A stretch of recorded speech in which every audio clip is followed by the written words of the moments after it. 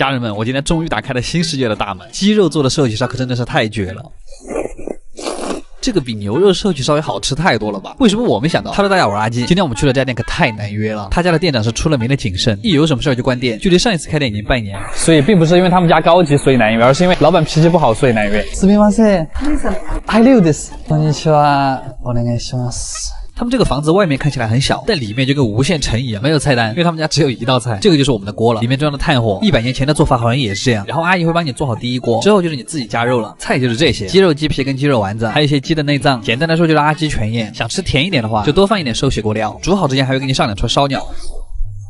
还是盐烤的好吃啊！这一串是内脏合集，鸡心、鸡肝、鸡胗都给你串一块了。那也差不多，我们的寿喜烧也煮好了。吃之前还是要打个蛋，其实不打蛋也可以吃，只是就没那么鲜了。我反正喜欢全部加到蛋液里面泡一会儿。我靠，还是好吃的呀！再来一块豆腐，豆腐其实是最入味的。鸡肉寿喜烧吃起来就是特别的嫩滑，又没有和牛那么油腻，特别是裹上蛋液之后，鸡肉的鲜味就全给炸出来了。然后这个时候你再来一碗白米饭，用2片鸡肉包着米饭吃。我真的好久没有这种感觉了，就是爽到了我的胸腔里。而且鸡肉你很难吃腻，而且就算你吃腻了，再来一口甜葱，瞬间满血复活，然后又可以嗦魔芋丝了。今天这个太香了，真的。锅里的鸡肝也是一种宝藏，你还可以配上鸡腿肉一块吃，双倍的快乐呀！吃完这些就可以下我们的另外一盘鸡肉丸子了，又是满满的一盘。这次我们还多加了一点豆腐，它那个豆腐因为是先被烤过一次，所以吃起来的时候皮还是有点脆的。鸡肉丸子里面还加了一点鸡皮肉末，吃起来会比较油香。还有一个感悟就是，我觉得寿喜烧是介于甜品跟日料中间那个东西。把这些全部吃完之后，阿姨会拿着饭就着那个汤汁，最后再给你包一碗饭。那个饭是真的有点腻，这一碗下去你怎么都得饱了。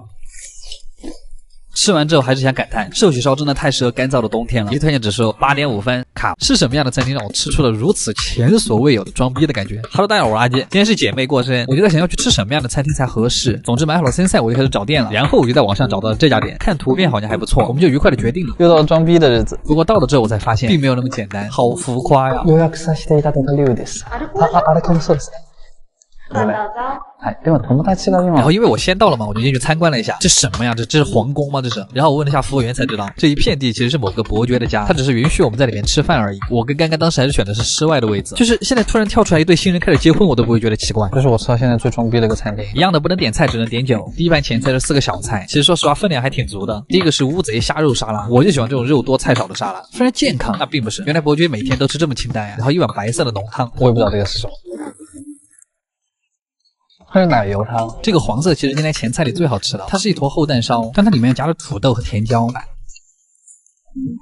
真的是嗨椒哎！表面上是一层烤的黄瓜，就先是上面的香甜，再是下面绵密的鸡蛋跟土豆，不愧是贵妇吃的东西。这个芝士烤面包条，芝士的微甜带了一点蘑菇的香味，瞬间把我胃吃开了。但就算是这样，我也不会吃那个法棍的，这个法棍干吃比我牙齿还硬。然后是这盘龙虾烩饭，虽然并没什么虾肉，就是用虾头熬出来的那个汁做的烩饭，里面还加了些熏肉。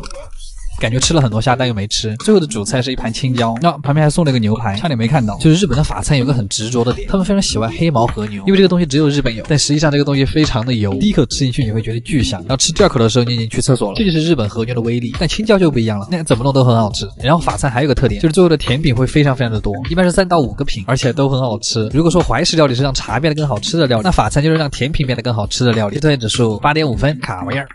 哎，你们听过反向猫舍这个词吗？这是日本最近兴起的一个新玩法，就是首先这个猫舍并不是给猫住的，而是给人住的。其次你进去之后并不是你选猫咪，而是猫咪选客人，好像有点奇怪哦。我们今天就来看一下这是个什么新玩法。最早是在 ins 上面刷到的这家店，我当时就有一个疑惑的预定了，是家海边的和式旅馆，非常的日本。你知道了，他这个店入住的流程极其的复杂，这老板非常的凶，因为我们是外国人，所以老板跟我们讲了1个多小时的各种规矩，包括什么日本的动物保护法，什么猫咪如果受到了伤害，我们是要被追究法律责任的啊！难道我住个旅馆还会被抓吗？当然还有各种照顾猫咪的小常识。上完课之后就会把我们带到房间里，这个地方甚至有种拍电影的感觉。接着就是猫咪选妃的环节，他们平时是集中住在一个小房间里，老板还会给你发一个小册子，上面写了每只猫跟谁玩的好，跟谁玩的不好，并且我们只有1个小时的时间来跟猫咪套近乎。如果在这1个小时之内并没有猫猫跟你玩的很好，老板就不会允许猫跟你过夜。没加 KBC， 但还好我最后也是用了一点花招，骗到了一只小猫咪一直跟我玩。嘿，今晚你是我的了。然后过一会儿老板娘就会把猫送到你的房间来，这真的是一种很神奇的体验。哎，人在家中坐，猫从天上来。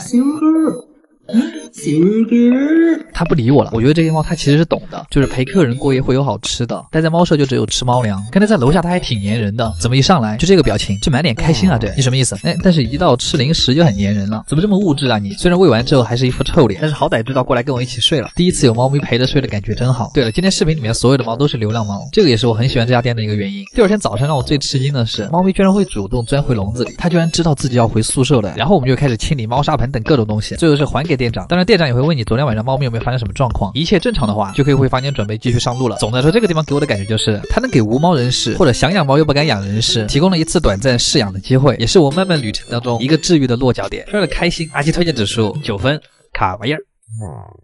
我真的觉得鳗鱼要吃这种活杀现烤的才好吃，而且鳗鱼身上居然有这么多部位都是可以吃的。今天找到这家店又在惠比寿啊，又是一家烤鳗串的老店，又到了吃鳗鱼的日子。这个街道真的是充满了各种居酒屋，非常适合居住。ちょっと早く着いた大丈夫です。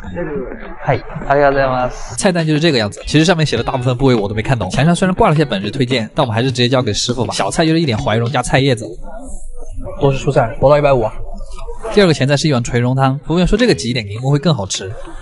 因为它是用烤鳗煮的汤，所以汤里面还有一点炭火的味道，特别香。下一个菜是发箍，那并不是，它是用鳗鱼的一整根骨头炸的天妇罗。你们听这个声音，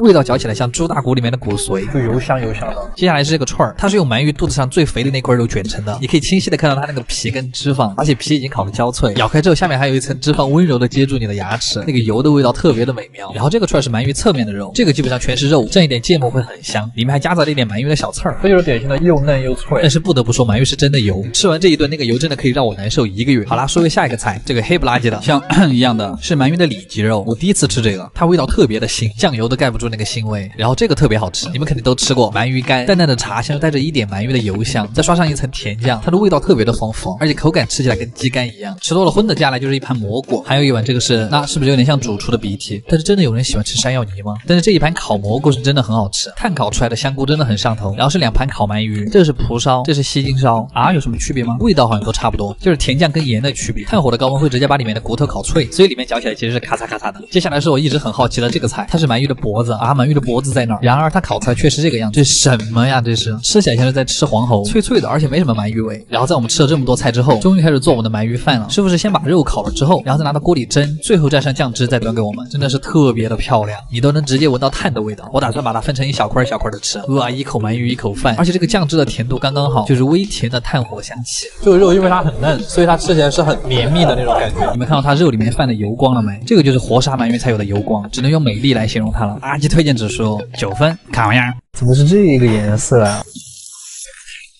玩归玩，闹归闹，你看吃饭从来不迟到。今天我们终于要挑战一些好玩的餐厅了。这家店叫仙人小屋，它是家专门吃鹿肉、熊肉的地方，但是他们家所有的肉都是在日本合法养殖的，所以不会对大自然造成任何的破坏。不要问我为什么这家店又在深山里面，因为他家的养殖场就在深山里面呀，而且他家还罕见的不能预定，又因为熊肉每天是限量供应，所以我们只能早上7点钟就过去排号。幸运的是排到了第一个，我现在就等他叫我的名字。嘿，我们来的时候正好在下雨，所以今天只能参观猪圈。那个阿朱到底做错了什么？店里的入口就会给你来一下，不知道是雕像还是标本，反正挺瘆人的。菜单就是放在门口的一个板子，还有咖喱，熊肉咖喱。我们就点的是雄鹿的烤肉套餐，它这个颜色长得真的很奇怪。我们现在来烤一片鹿肉吧。鹿肉在我们之前的视频里面其实已经吃过很多次了，这次我们还特意挑的是脂肪比较多的那种，就烤出来的味道会比普通的鹿肉更香。枸杞乌骨鸡汤，你们知道那个味道吧？鹿肉本身就很接近那个味道，而且烤出来也不会觉得很柴，反而脂肪的那个地方特别的下饭，可以在快要烤好的时候撒一点椒盐，虽然味道也很好，但这样就吃不出来鹿肉本身的鲜味了。这是一坨特别肥的鹿肉，我感觉吃起来超香。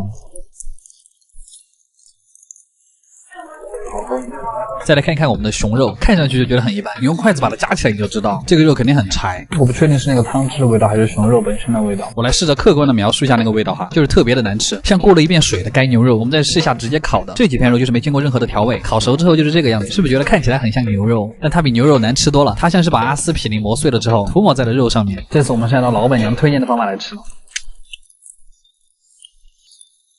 肉非常的坚实，而且越嚼越苦，这0.5倍速吗？就算你撒了椒盐也盖不住那个苦味，感觉嚼完一片之后我连咬肌都练出来了。不好意思打断一下，拍个封面。